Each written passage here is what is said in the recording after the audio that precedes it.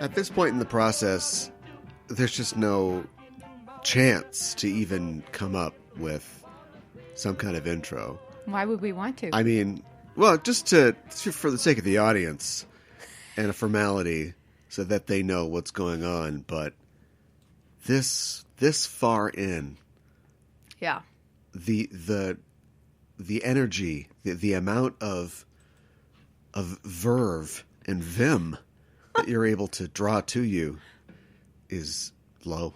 It's just really low. It is really low. It's tough. It's hard being a movie podcast when there aren't any movies in the movie theater. Well, we pulled it off. Yeah. 11 minus 4 is 7. So 7 months. 7 months. It seems longer than that. It seems longer than that. Is that how long we've been doing the show? Times 41 times 2. 82 movies. Yeah. Ugh. Ugh. Not a good sales pitch for the show. No. But, oof, boy. Do you think over half of them have been good? I want to say yes. Snap decision, yes. Yeah, right. After today, hard to say. The percentage of good has gone down. Start to look into it a little more. Maybe 48%.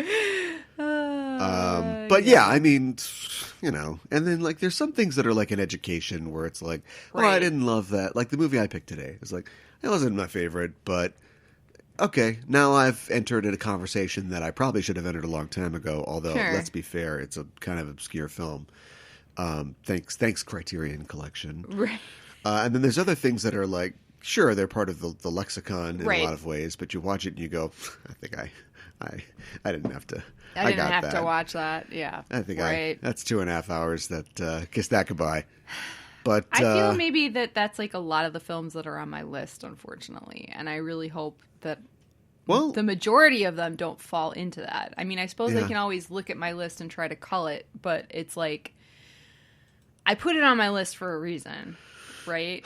Yeah, it wasn't a good reason necessarily. I don't know. Maybe when we hit 50, we'll definitely retrospect when we hit 50, right? Yeah, that probably be a good idea. That only makes sense. Yeah. But it will be probably around the first of the year. So maybe that'll be a looking forward in 2021, looking back into 2020. Yeah, that's probably a pretty good idea. My eyes, I'm blind. I looked back at 2020. Yeah, but pretty much. Maybe that's what we can do. It's pretty bleak. Bleak goes with our selections today. Yeah, actually. And as is the tradition, you won the toss, which means that we're talking rigged, about your everybody. movie first. Yeah. So my movie is The Color Purple. Yes, it is. Well, you just trailed off. I don't. Oh, I thought I was passing it to you, but you were it's your movie. You were like, I don't want that. I don't. I didn't at any point. Okay. So let me talk about why I picked this. I mean, obviously it's based on a book. It's based on Alice Walker's book, which I think you told me came out in the 80s. 1982. I didn't realize that. This film came out in 1985. So it came out relatively. It was, at the time, both the book and the film were quite the sensation. Yeah. And pretty popular. Yeah, this is like the 50 Shades of Grey of the early to mid 80s. I don't think I want to put that on it. It is in that you think a lot of no one talks about this film anymore at all. And I always wondered why that was. Even when I was becoming a teenager and I was becoming interested in films, but they were sort of illicit and it was tough to get my hands on them. But I would go to video stores and I would, knowing that there would never be a purchase or a rental, and I would walk around through the aisles and I would read, I would look at the pictures, I would read the back of every box cover. Wait. Time out. You didn't have a rental card, but you just went in to read the back of movie cover descriptions. I mean, we wouldn't even go to rental stores, but like if you go, amazing. But if you went to Best Buy, they would have, they would have like a rental business, or they would, it was, now it's back to dishwashers and refrigerators and stuff like that at Best Buy. Right. It's all but appliances. Back then it was all appliances, and then they would have like a media section or like a side store that was like their own little Suncoast or whatever. Well, I remember until when media CDs were became, popular, easily consumable media. VHS, DVD really blew it up. Right. So I would go into the movie section and read all the boxes, and just sort of be like, oh yeah, okay, there you go, that's a movie. So you would get a snippet of what that would be like. Yeah. That film experience. I know what every movie is about. I haven't seen them all, but I know what they're all about, and I know who's in them and what year they came out. Look, man, I'm not saying, look, what am I doing now? In the midst of a pandemic on a Saturday afternoon, not even, well, it is technically afternoon, I'm doing a podcast about movies. Like, yes, I'm crazy. It's just, no, I'm not saying you're crazy. No, I'm saying I'm crazy. I think it's fascinating that as a kid you were growing up and would you say you weren't allowed to see movies, or you just didn't really see movies? We weren't allowed to see movies. Yeah, you weren't allowed to see movies, and do you think that having that restriction made it the entertainment absolutely that much That's more why enticing? I'm letting my kid do black tar heroin. Whoa. He's gonna, by the time I don't he's old enough to drive, he'll be like, the thing about IV drugs is, not really. Whoa. Yeah, I've been there, done that. Wow. Yeah. Whatever you keep, I don't know if I agree with that. Whatever you keep from your kids, they're gonna want to do. Yeah, right. I mean, okay, well, there you go. So anyway, there's the evidence, folks. Well, here's the point of the story, and now it seems dumb, but they'd have posters up, and one of the posters they had was The Color Purple. It's, it's the famous poster. It's I don't know who did the art, John Alvin or not Struzan, because it'd be a painted face of all the people in the movie. Sure. But, and it's it's Whoopi, it's Celie sitting in the chair. She's reading a letter. Right. Which is like the last 10 minutes of the movie. It is. But what else do you put in there? Yeah. I don't really know. And I remember okay, so that I get it. Oh, what's at the bottom? Oh, Steven Spielberg. Oh, the Jaws guy. Oh, that's interesting. So this is one of those movies that they'd show you in school, probably. This is Roots. They showed us Roots in school. This is clearly about seen Roots. The black experience in America. Yeah. But that's the last time I ever really ran across The Color Purple. Nobody really talks about The Color Purple. Nobody really references The Color Purple. I feel like it is under the lexicon, but you were quizzing me on it, and I haven't. I can't pull a specific example. So it's in the lexicon. Maybe it's just in the lexicon, and that's but why I think that it immediately lost all cultural relevance, after the movie came out. Yeah, and we remarked on this. I mean, we should probably get into it, but we were talking about this, we were watching the film, and thinking, and my theory was that there are things in the film that are very poorly explained.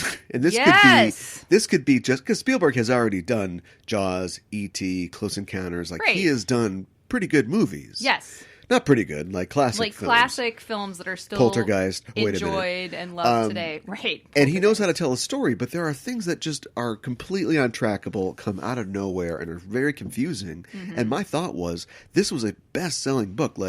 Maybe everybody, he's playing to an audience who has read the book. We're all now just here to see our favorite book become a movie.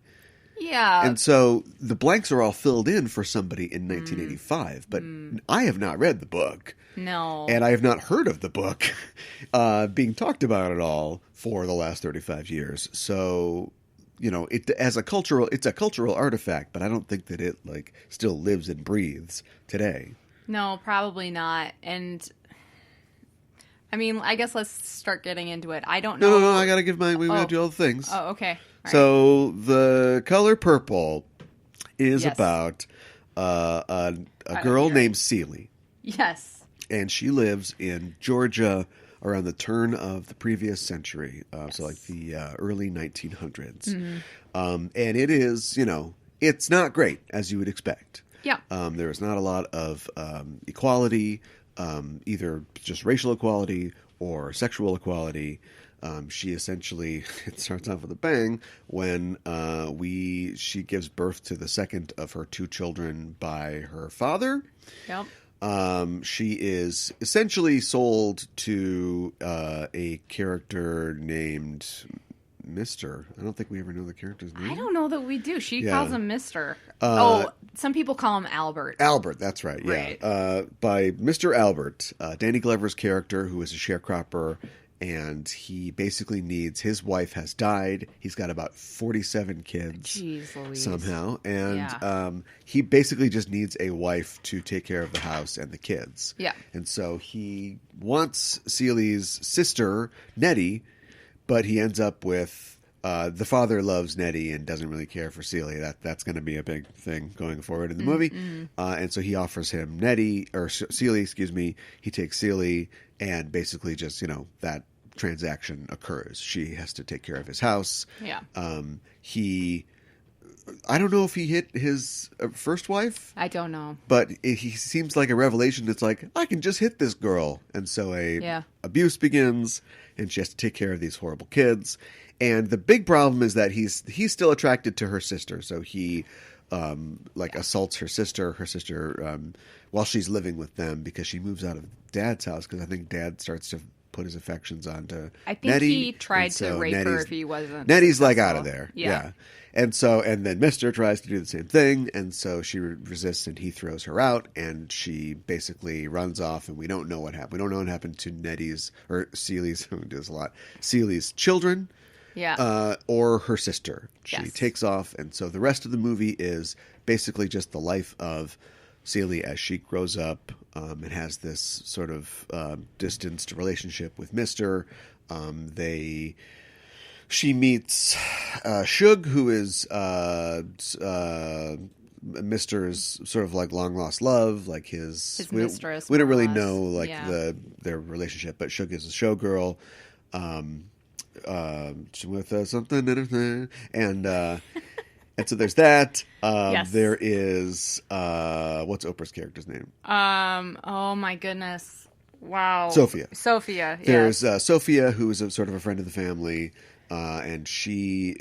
She married Harpo. I'm getting to it. Okay. She marries Harpo, who is Mr.'s son from his previous marriage. And that's a long, ongoing thing. I mean, I can't go through. It's 40 years of their lives. I can't go through everything. But there's that. And she's a different kind of person because whereas Celie is just very reticent and what would you call it? Cowtoed. Yeah, reserved. Yeah. Reserved, shy, scared. Yeah, scared. That's pretty much it. She's scared. Yeah. But Sophia is like, rolls up her fists and it's like, let's do this. Yeah. Got a lot of white people to punch today. and other people come and go through their lives. Yes. I think. I'm not sure what's happening a lot of the time in this film. I think, and it's not. Yeah, right. It isn't. And you go, like, I don't know the relationship between this character and that character. And Harpo and Sophia break up, and then Harpo's with another girl, and Sophia's got a guy. They're coming in. But now Radon Chong's in the movie, and we're doing this, and we're doing that. And it's like, well, look, I'm sorry that you can't understand the non-traditional structure of this family. It's not that, okay? I can follow Game of Thrones. I know. I can't follow this because I feel I'm not being told. Storytelling. Well, before we get started, does anybody want to get out? Are we just the worst kind of white people if we shit on this film? Because I've got a lot of shitting to do, but I don't. I want to be self-aware if I'm an asshole for criticizing this film, because I've got some critiques for this film. I do too, and I'm struggling with that. But I think a lot of the blame on the not so great storytelling. I mean, I haven't read the book, so I'm not going to talk about the book. And I know that the book is very different from the film in some crucial aspects. It's very different. I mean, the essential pitch is the same, but right. But yeah, it's very different. But I'm going to lay a lot of the blame on Spielberg, because I don't think that he necessarily interpreted this beloved novel written by a black woman all that well as a white Jewish man. And I don't know all of the things, but I can speak about one thing specifically right off the bat. He adds a lot of comedy to this. Slapstick. Yes, specifically it's slapstick, and slapstick, and the tone is just really strange. You have all these bleak, horrible stories. There's incest. There's pedophilia. Pedophilia. There's rape or attempted rape. There's spousal abuse from both the husband and the wife. And a banana peel. Look how he slept on a banana peel. A woman ends up in jail because she punches a mayor. No, let's talk about that. Oh my gosh. So Spielberg understands, Spielberg will do a couple more of these films, right? He loves to do films about black people and their oppression. Also, Jewish people and their oppression. Yeah, no, I get it. And robots. And so like we've set up like, whoa, look everybody, it's like the straw-colored lady who's, going to come in, and she's the oblivious white lady, and she's a oblivious rich character white of comedy, right? Of privilege, yeah. Yeah. And she basically won't leave the kids alone, and she incites this situation where so her husband strikes Sophia, Oprah Winfrey's character, who we've established does not take that kind of shit. And of course, she lays the guy out, and then we go from this lady won't leave these kids alone to 10 years later when her mutilated face in prison. Yeah, what? And then later on, and I know this is probably, I think he saved all the major character beats from the book, right? That's what you do. Yeah. So later on, she ends up becoming the maid for this, and she's clearly has brain damage from being pistol whipped by the guy, and she's got one of those sloth eyes now. Yeah. But she ends up becoming the maid for the lady who got her mutilated. The mayor's wife. Yeah. Yeah. And I didn't know they were the mayor. No, she punched the white Sophia, guy was the mayor. You shouldn't have punched the mayor. Come on. He was the mayor. You shouldn't have punched the mayor. That's why Swing but anyway, was like, don't do it, Sophia. Well, then little Larry Fishburne should have ran in there and stopped it, but whatever. Right. And so the end of her arc, basically, she'll be in the movie later, but the end of her arc is now she's the literally beaten down maid for the white lady, who apparently she knows how to drive, so she's teaching the white lady to drive. So the white lady's got goggles on, she's like, whoa, and we're doing all these bits where she's like, whoa, look out, whoa, she's driving through town, and it's like, oh yeah, what a great metaphor, I get it, right? Yeah. And then she's like, you can go, it's Christmas tomorrow, I'll drive you to your family's house. Yeah. And you can stay all day with them. So she drives into the family's house, and Oprah Winfrey apparently has not been home literally in 8 years. Yeah. So she's seen her grown children now, and her children are like, who's this lady? And and the whole family, everybody, Harpo's there, Squeaky's there, Larry Fishburne's there, everybody, Seeley's there, everybody's there. It's this big reunion, and White Lady's going to pull out, but White Lady can't make the car work. Whoa, she's backing into things. Yeah. So all the men are like, oh my God, we got to help her. And they run out there, and she's like, they're trying to rape me. They're trying to rape me. Come on, we've got to go, Oprah. No, you don't, Oprah. And they've got to go, and it's like, I get that that's the point of your movie, is that, actually it's not the point of your movie. The point of the movie is that ignorant poor people are mean to each other, and they happen to be black. But here come the white people, and you're trying to do a funny thing where she's driving around, but also she's going to once again steal this woman from her children. She doesn't even get to spend Christmas with them because she's got to drive them home.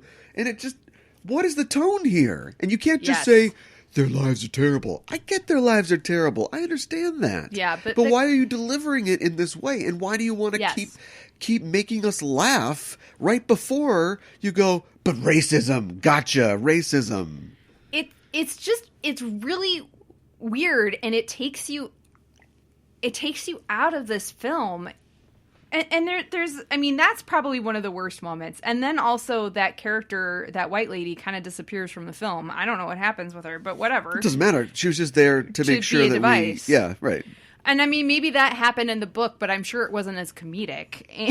And no, it was I mean, the book. When I think about it, the book was probably just like one long, depressing slog. Probably because that's what their lives were like. That. I know. But Spielberg saw that and went, "We can jazz this up." It's like, and John Peters is like, "Where's the giant spider? I want a giant mechanical spider in this." There was a spider in it. There was a spider in it. Right before they find the letters, the spider tells them where the letters are. There was. I guess the cat was after the spider. Yeah. Oh boy, I'm really tired of this cat. That's underneath some clothes or something? That we're seeing for the first time. I know! 2 hours and 15 minutes into this movie. What? No! You can't just do that. And then, like, characters would just show up, and I'm like, I don't know who this person is. But I don't have a compliment sandwich. But let's say I've got, why do they call it the compliment should be on the inside. You don't have a bread sandwich, you have a turkey sandwich. Yeah, so you're going to have compliment ice cream. It's going to be little bits of compliments in a giant swirl of crap. Ew. I don't want to eat that. I will say that I don't know why Whoopi Goldberg is the host of The View, because... She's fantastic. Yes. Like, this was her first movie.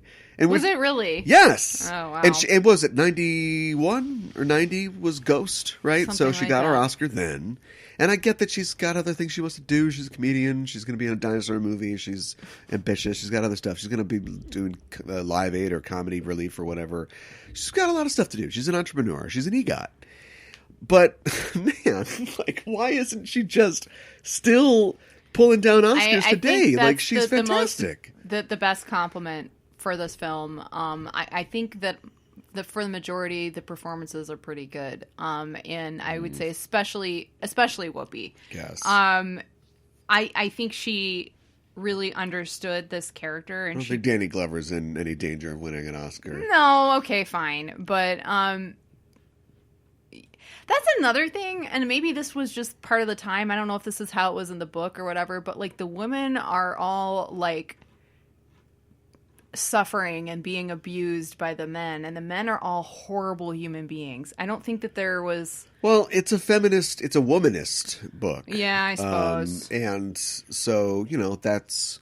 I don't think that Alice Walker is trying to say this is exactly how it was, but this is, I want to tell a story. Like, I think it's up until all the really goofy stuff starts, I think it's like a good, like, little setup. Like, you've got Mr. who is, we meet his dad and realize, this is why Mr. is the way that he is. Yeah, right. And then for some reason, even though even Celie didn't really try to raise him, Harpo's,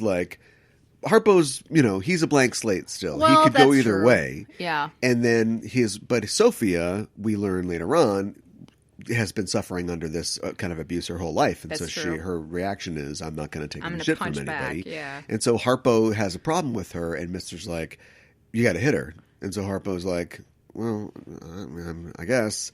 And doesn't Celie tell him, like, too? Yeah, she tells him to Celie's hit her. like, and I was like, you should hit her. You should hit her. Because it'll be over. Like, we'll just, everybody will know their role and we'll be fine. And of course that doesn't work out. And Sophia leaves him eventually. And it's like, that's an interesting story about the effects of abuse, but also the sort of societal caste system that abuse forms. And I'm not saying it's horrible. Right. But, Celie has a pragmatic view of it, which is, let's just go along to get along. And I think until Sophia, what's the word I'm looking for? Until she approaches Celie and is like, you told him to beat me? Yeah. Excuse me? I think until that happened, she just accepted it as a way of life. And she didn't realize, I really shouldn't. Right. Nobody should really put and up also with it. it drives Sophia deeper into this sort of violent resistance because, the women folk are supposed to stick together, and she doesn't even have that, which of course is healed upsetting. later after she helps her in the store, and then she arranges, to meet her kids and all that stuff like that. And she goes off with her to wherever they're going to go. Right. But you've got this poignant story about violence that is centered around the character of Sophia, and then later on, after Harpo builds his juke joint, we have a wacky bar fight that's started by Sophia because violence is funny. And it's like, is it funny? Seems like the point of the movie is that violence isn't funny. Well, so when she punches poor Radon Chong through a trapdoor into the bayou, it's like, wow, what's the message here? Well, and it was like that whole scene, as soon as she makes her fist, or even maybe just before that, it was just like a cartoon. And it's like, Spielberg, I know you got a cartoon sensibility sometimes. You were behind Animaniacs, but let's not put that in this supposedly super serious well, this film that deals with super serious subject matter, it doesn't need to be like a cartoon, even if you want to like. Well, in my notes it says this is goofy music for a beating talk. It was, and there were a couple of times where it's like, why is this music so goofy? And it's like, I'm looking at you, Quincy Jones, but it's like, I'm sure he was directed to do that. You know what I mean? I guess. So we've got 3.5 minutes, and I want to save 2 of them for the Harpo talk. Okay, I want to go back to Seeley just real quick for a second. Sure. So just going back to Whoopi's performance, I think that she really understood the character, and she did a really great job of, even as an adult woman still being shy and childlike, in her early adult life, and then her kind of like opening up, especially with her relationship with Shug, and I think, we should talk about maybe a little bit.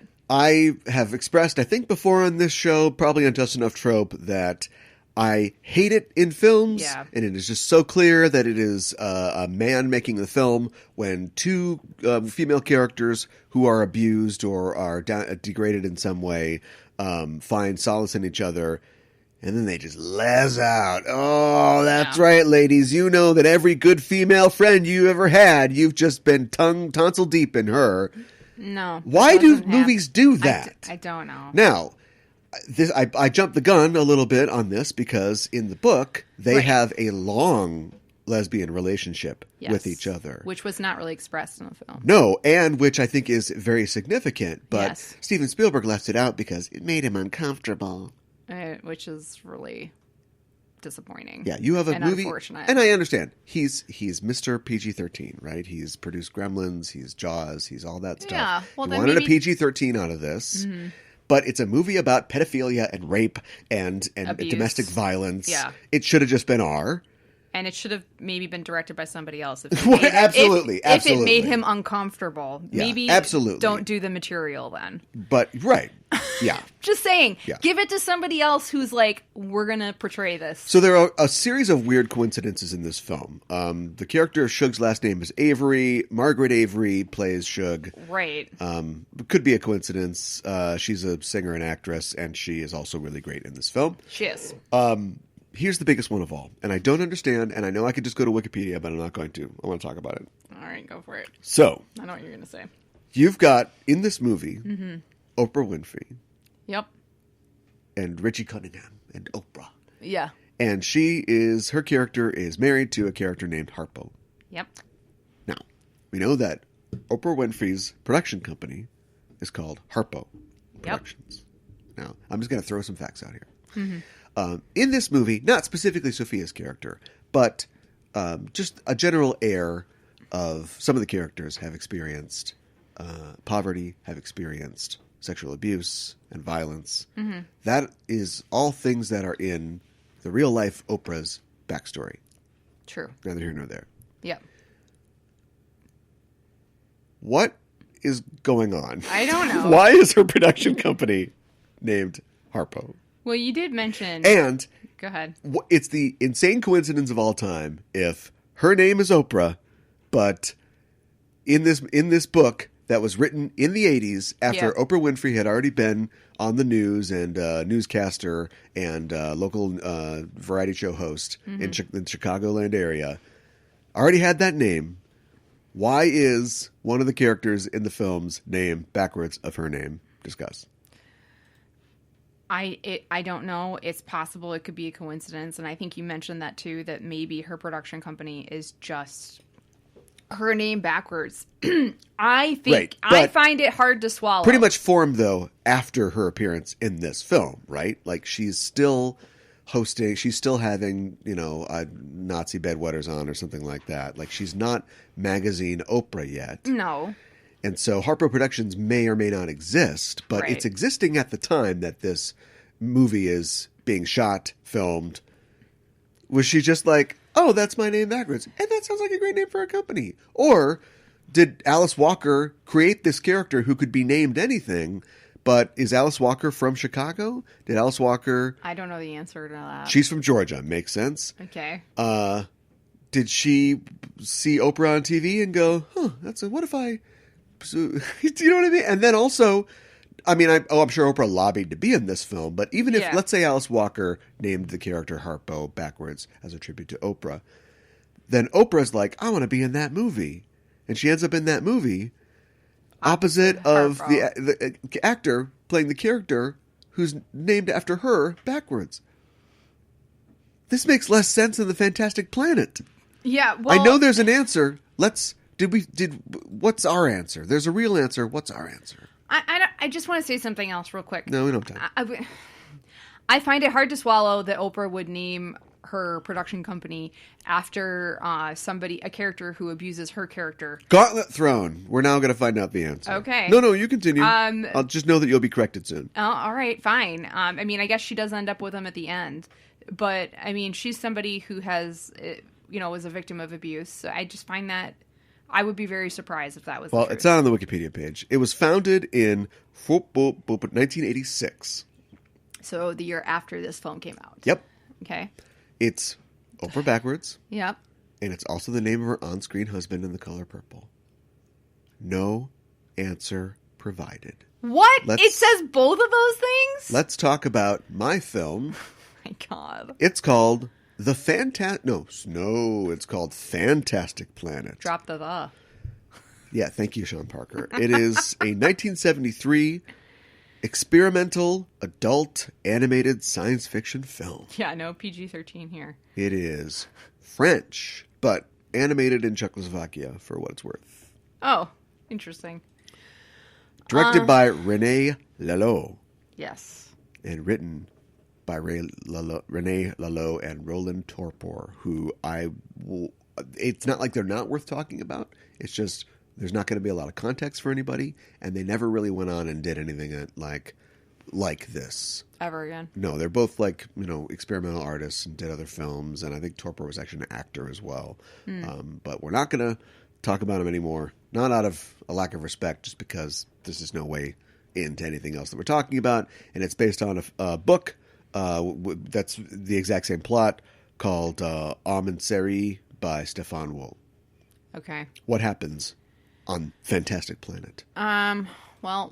So Fantastic Planet it's a science fiction story, right? It's some planet in the universe, and there are creatures on it that look a lot like humans called ohms. And then Go ahead. And then there are big, giant, blue, alien-like creatures that look like they have little webbed feet, fins for, ears.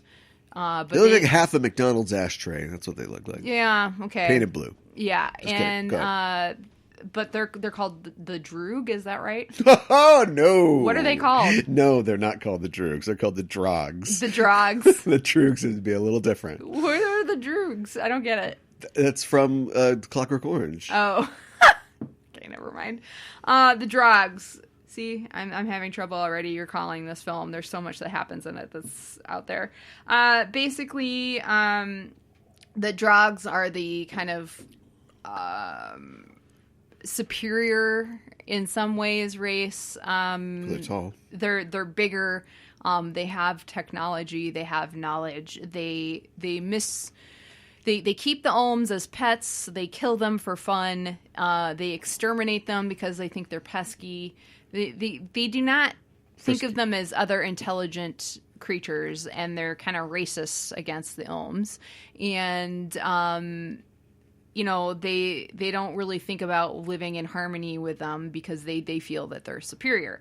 Anyways, there's this young drag named Tiva, and her dad is pretty up there in the government or whatever, and she finds a baby ohm, and she names him Terror, and she raises him and takes care of him, but she's kind of mean to him too. And she puts her dad's like, well, you need to control him. So he gives her a collar around his neck to control him if need be. But some things happen that they don't expect. Tiva has this little headset thing that goes on her head, and she gets her education, her lessons through that. Well, she holds Terror while she's doing it, and through the collar somehow, or maybe just being close to her and close to the headset, he is able to get the lessons as well. And so he learns and becomes, he knows a lot now too. And he's getting sick of being treated like a pet. And she's not paying as much attention to him. Also, they meditate a lot, and we don't really understand the meditation until later. Tara eventually escapes with the headset, finds some wild Ohm, and lives with them. And there's a lot of other weird creatures that they have to kind of survive, and they have to stick together. And it's about sticking together in groups and survival, and also trying to live with or get away from this other race of creatures that basically treats them like they're insects, and then that's the basic gist of the film, I would say, with a couple scene descriptions. Yeah, okay, thrown in. All right, sorry. There's a lot. I'd heard about this almost my whole life. Yeah. And finally got to watch it. Yeah. Careful what you ask for. Wish for. I think it's fine. I think we caught like a scene of this one time on a hotel TV. Yeah. And it's very strange, right? It's not as strange as everybody makes it out to No, be. But maybe like out of context when you just catch something randomly. It's seen it type of sci-fi story. Oh, it's Battlefield Earth, right? Which I haven't seen. It's on my list. No! Aliens are in charge of humans. Humans are animals. The man animal, and then they get educated and they go, "Wait a minute, this sucks." And then they're taller than and they're blue. It's Battlefield Earth. Okay. In fact, 1957, this book came out. Battlefield Earth, probably around the same time, right? Oh, I don't know. I have to know. This isn't a Googling show. I don't want this to be a Googling show. No, but I need to know. Okay. Who the hack is. 1982 novel. L. Ron Hubbard, you're a hack. The movie came out too. They worked on this movie for 10 years, 63 to 73. 10 years, wow. Yeah, I think a lot of the animation is very interesting, but like when people say it's weird, and I had the perception that this is going to be a real mind screw, it's not. It's a fairly conventional story, and then every once in a while it'll cut to, some weird creature, plant animal that is eating another plant animal in a weird way. It's sort of like Monty Python on a different drug because the pythons were on drugs. Or Yellow Submarine, too. Yeah, it's like Yellow Submarine on a bad trip. Basically. Right. Oh, where that's all like bright and happy. I got cut in half by a machete. Yeah. I can see my large colon. Exactly. Yeah. Careful, Dewey Cogs. You don't want a bad trip. But otherwise, like, it's a pretty, like, standard kind of story. There is not, it's in that great sort of detached, also French kind of way. Nobody's really acting. It's not like there's like great voice performances. It's just like, make your hum fight my hum, and oh no, the Hollow Bush people are coming to kill us. And yeah, it's just like, okay, all right. There's a detachment. There's a scene where even with the animation, there's a little bit of detachment and the expression from the characters, right? Like there's this one scene after Tara joins the Wild Ohm, and I'm not like the I don't know what's going on. I don't know either. Like the wizard is like giving them something. The shaman of the tribe feeds everybody glowing chicky nuggies. Yeah, and then they all get horned up. Yeah, the women disrobe and run off in the woods, and then the men follow after them. Right. I guess this is the place in France. I guess. Where the naked ladies dance. I get. See, I knew you didn't get it. No, I don't. It's just like premature. I still don't get it. There's a place in France where the naked. Okay, different things going on the girls' side of the playground than on the boys' side of the playground. Yeah, that's true. Speaking of music, the music was some of my favorite parts. The music was great. I really liked the music. It was very. I was like, man, this is like a Floyd. This sounds like Pink Floyd. Mm-hmm. And then somebody else pointed out on Wikipedia that the music was similar to Pink Floyd's Adam Hart Mother Suite. Mm-hmm. How did Pink Floyd feel about this film? Good question. Because like you're obviously doing an homage or something to their stuff. Did they feel like you were stealing it, or? Pink Floyd has a fairly distinct sound, but there were a lot of bands that had that kind of sound, like in the late 60s, early 70s. But call this comfortably dumb. But I see that one I get. Didn't you say that like there was this one point where some of the drag were like meditating or doing something, and they were like shifting or changing, and it looked like the wall? Yeah. Oh, the wall? Didn't you say that? No, I didn't say that. But I suppose that's on my list. Or like one of Pink Floyd's posters. Yeah, no, there was that one part where, so that's another thing. What I there's meant. a lot of interludes where the aliens are just being weird and alien, and so there's a part where, I don't know, Tinky Winky's doing something, and then the two, like, adult drogs are standing next to a lump of something, and they're going, meh, meh, and like pieces are coming off and going in their mouth. You think, are they eating, or is this something else? Are they reverse pooping? We don't know. And there's one sequence where the dad has three of his buddies over, and maybe they're watching a football game or watching a stag film or something, but they're all like meditating, and then their bodies become like the same but like different colors. And I was like, they're doing the Pink Floyd poster with the butts. They're doing the butts poster. Right. But then they all merge into each other and they become different, and it's like, and then the daughter's watching this, and the dad's like, "What are you doing in here?" So it was like, were they? Maybe they're all jerking off or something. Yeah, I don't know. A French guy's jerking off, I'll tell you that much. Yeah, well, there's a lot of boobs in this. It's French. I know. There's quite a few segments of this where you just go, "Oh, France. Oh, France." Well, okay, so not to be a prude, but like the drag like females, all of their outfits are like they're cutouts around their entire breasts. It's like, really? I mean, at least with the Ohms... There's no sci-fi that France can't put its dick in. Right? I mean, with like the Ohms, like the ladies have kind of like a one-shoulder dress sort of thing, and it's showing one boob, but you can... I don't know. It's like, okay, all right. Maybe they're just like, this is fashionable, but then the aliens are like, this is fashionable. I'm going to cut out around my boobs right here because this isn't. It's just, I don't know. It's France. They're aliens. I did think it's the source of their power. I know. Like, did you get like an Aeon Flux kind of feeling to some of it? Oh, I hadn't thought about that, but I could see that. Yeah, Aeon Flux is shoot. What? I can't remember who came up with it, but I know one of the artists, Eric Canet is one of the artists who was like a character design guy. But there's some French in Aeon Flux. Sure. Oh, I could see that. That's what I'm saying. Well, it's the future, so clearly all vinyl, and then Well, that's what a lot of people think the future looks like. Yeah. Well, there you go. That's it. Maybe you didn't think this, and I don't know. This came out in the 60s, right? Well, it was worked on for 10 years. 63 to 73 is when it came out. Oh, it came out in 73. Okay.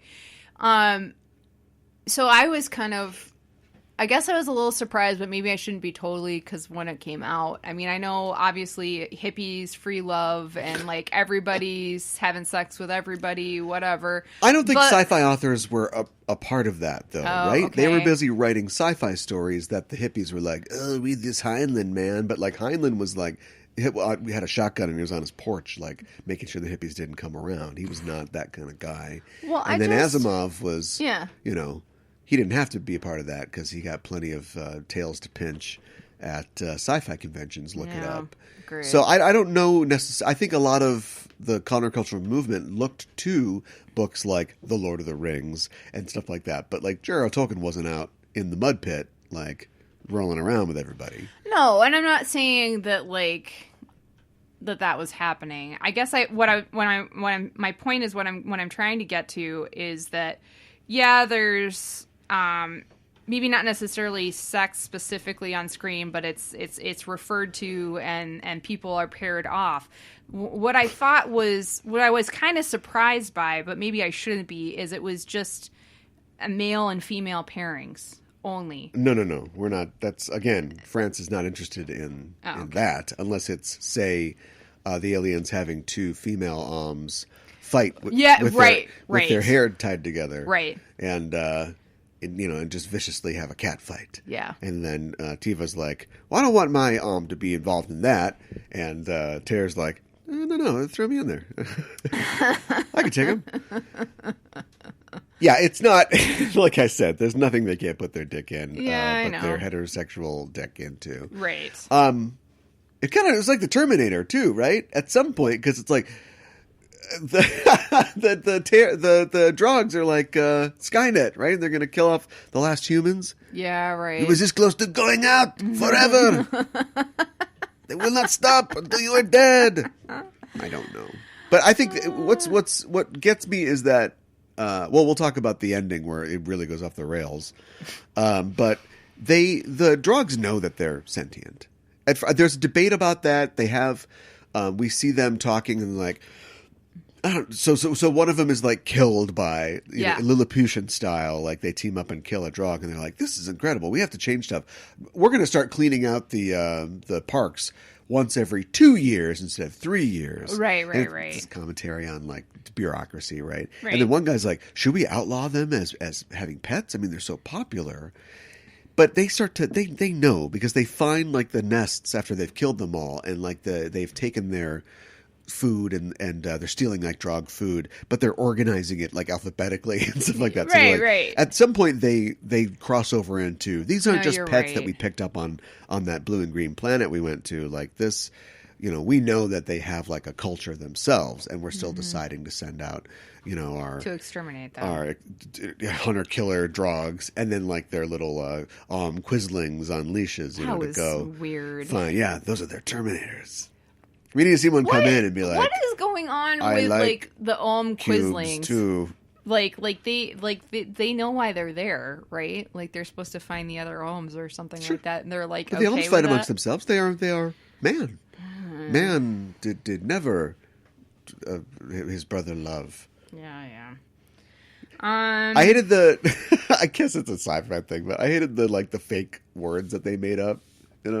Like which ones? Like all of them. Oh. They would when the lessons were like, the Flibbitopus puts the 20 blorburps on their glinglong, and it's like, all right, Rick and Morty, just calm down. Where's the plumbus? And they were like, okay, so I can't even remember the name of their planet, and they were talking. It is Ygram. Yeah, and they were talking about it is not satellites, the Fantastic or the Sauvage planet. Mm-hmm. That is the planet they get to in the last 2 minutes of the movie. Should we talk about the end? Yeah, let's talk about the end. So at the end, the humans finally get together after many losses, and they go to the abandoned rocket place where the rockets rocket are. Factory. Because I guess there are a spacefaring civilization, but I guess they've given up for like their mental pursuits or something like that. Maybe. Anyway, I guess the drogs don't use their rockets anymore. Yeah. And so the humans have their Battlefield Earth knowledge now, and so they do what the Battlefield Earth humans do, which is they use the technology. And at one point, a shrink ray is introduced. Yes. It's not like I would have rather seen a bunch of humans standing on like blocks, like trying to work like a drog rocket, but they make their own tiny little rockets, and they go to the one satellite that Ygram has. It is the wild planet, the planet Sauvage. Yeah. And apparently, the secret of that planet, which we were told before is inhabitable, but I guess that was misinformation. I guess is that. There are a bunch of statues. This is all, I think, done real fast. We got to wrap this up. It's 1962 and a half, or 1972 and a half. All right. There's a bunch of statues, and the whole point of them meditating and floating is that their balls go up, even though they look different, because I think this is maybe redrawn or drawn fast at the end. And they meet with other races who have their mental powers. And we don't understand the significance of this, except the statues dance. But we know that the humans are not enlightened. They employ violence to destroy all these statues, and the drogs are like, whoa, no, you can't do that. It's really important that you don't do that. Mm-hmm. And so they, at this show of force, they stop their extermination of the Oms, and we assume that they have some kind of treaty. We don't know, because it's over. The movie's over. It's over. It's over now. Credits. It's like the Ohms built another planet, and then like the Ohms went to their planet. Oh yeah, they somehow built their own planet. And it's like, That would all be interesting to see. I'd be willing to sit around for that if this was like 90 minutes long instead of 71. Right. And then it's just over. It's like, we're at peace now. We live in different lands because we're at peace. It's over. So it's the Drogs build a pluribus line that the Alms will never be able to. Don't worry, it's a World War. So don't worry about it. Oh, okay. Yeah. It felt rushed. It felt truncated. It was just like, what? And then it's like, and credits. And what? Qu'est-ce que c'est? Yeah, right. It's like, this was all leading somewhere, I thought. I know, I don't think so. So that, I honestly, that was the most disappointing. I know. But that was the most disappointing part of the film to me. Yeah, when they throw off all this like cool stuff. We spend so much time with He's in the Barbie dream house. Wearing these weird, ridiculous circus She's clothes. dumping cheese balls on him. He's dancing around. It doesn't really... We get it. And then you get into like the cool like sci-fi war part of it, which the movie doesn't have to be all about that. But if you're going to dangle that in front of us... And then in an ending monologue, it's like a bunch of cool stuff happened, but we ran out of film. The end. Like, it was like, come on. I don't even know if I would call it a monologue. Also, T-Wug doesn't come back. 2 lines. Yeah. You know what I mean? Like, you've got, like, if he's the Indian in the cupboard, we've got to, like, have a thing at the end where they, they're on opposite sides. Yeah. Right. Or maybe she's the one that dad's going to, like, hit the button that, releases all the gas discs over all the world and no more like, please don't. But she's the one who's like, no, don't do that because he's my friend or whatever. None of it. Yeah, she disappears There's no payoff. From the There's film. no payoff to any of that. Yeah, you're right. Yeah. So very disappointing ending. I don't know. I'm kind of glad that I saw it because now I can say that I saw it. But I don't think it's something that I would necessarily... A podcast where 2 people see things so they can say they saw them. Yeah, right. Well, so I can talk about it now, right? But, like, I don't think it's something I would be terribly excited to sit down and watch again. Let me just put it that way. I don't know. How do you feel? I think the Savabon of the Glorpus makes 30... pluribings come out of... I don't know. I think I was like, what am I supposed to get out of this? Yeah. It's like... There is no pain. Oh, sorry. Yeah, here are some facts about a fictional place that are not going to come into play at all. And they don't come into play for the humans either. All we get is that, like, okay, they've got smarts now because they heard the nonsense words. But it isn't like they put all the nonsense words together. Like, what would it have been like to have seen... the humans operating the drug machinery or whatever, and then they're saying, okay, but if we get the plurbs into the Savabons, then we see like, oh, maybe they're not so different. Because there was a couple scenes in it where they would do like these sky high views of buildings and remember the arms are very small, and so like a boot, they can live in a boot or whatever. But the drogs have big buildings themselves, and I'm going to give the movie credit. I bet it was intentional, but I'm not sure. From the right height, you can't tell the difference. Mm-hmm. So there'd be like scenes where we're seeing their That's tiny true. little stick figures, and we'd be seeing scenes where there's drogs in their tiny little stick figures, and it's like they're not that different. But you can accentuate that by like having scenes at the end where we see the Alms using the drog things, and then maybe Terror, who's had the most knowledge, maybe he learns to meditate, and he can float himself and do something to stop. He is the Kiswatsararach or something like that. Sure. Or he's the one. That would have been interesting. Yeah, this is kind of the Matrix too, isn't it? A little bit. Yeah. Yeah, a little bit, yeah. For sure. Monsieur Anderson. I wonder too, why do you do it? How... I guess I would find it surprising if Terror was the first Ohm who got knowledge from the headset. Ooh, prequel. Do it, cowards. But there's something about him that's rebellious too. Maybe other Ohms got the knowledge and they were just like, I'm cool with this. I'll just stay a pet. Here's to backtrack a little. Here's your cowards. Do it, cowards. Remake The Color Purple. As a miniseries. There are so many. Yes. Do it. It's too dense. There's too much so time. Dense. Right.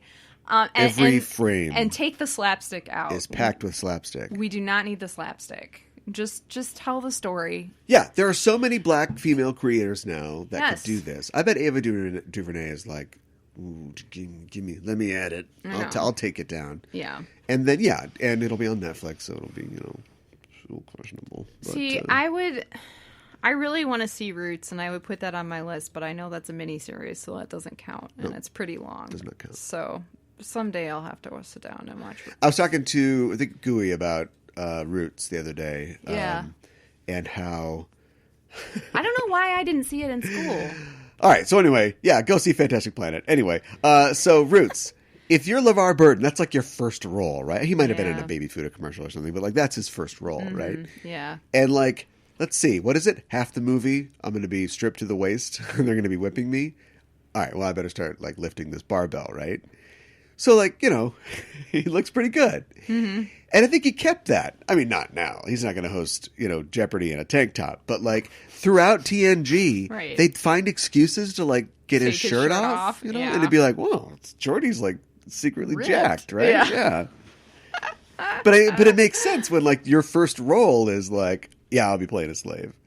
But we also talked about how it's weird that it seems like yes, there's a lot of kidnappings on TNG. Everybody's always getting kidnapped. But like Jordy got kidnapped a fair amount, but he was the one who would always get like tortured or like chained to a wall or something like that. Yeah, and I'm like, is this residual root shit? Like, what is this? Yeah, what is going on? That's weird. Yeah, I don't feel comfortable with that. And he didn't play any real role in Code of Honor at all. Come on. AKA Fear of a Black Planet. They didn't do anything with that.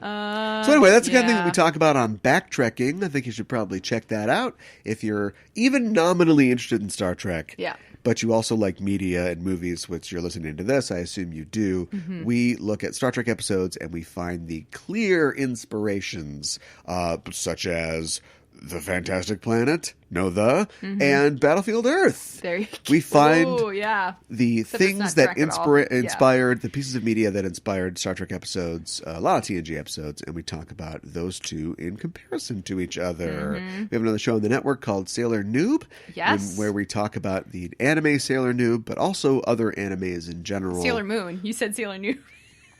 And I will continue to do that until the show, 200 episodes. I'll still be doing that. But we talk about, Sailor Moon and other animes, and we actually just opened a Patreon at patreon.com/Sailor Noob, where you can find more content related to anime and our discussions therein. Of course, we've got the Just Enough Trope podcast, our All Things Included pop culture podcast, where we talk about whatever we want to. Yep. And Enterprising Individuals is a show on this network where we talk exclusively about Star Trek. Yes. But also culture and social issues, conventions, and issues. Sure, right. It's funner than it sounds. It is. It's not dry. It's not. It's not. It's like entertaining. You know how not dry it is? It's like a tiramisu. It's soaked in espresso. And a good time. So I would invite you to check out all of those things on the network. And that is it for this show. We'll be back in the future to talk about a different movie. Yes. 2 of them. Distant ship smoke on the horizon.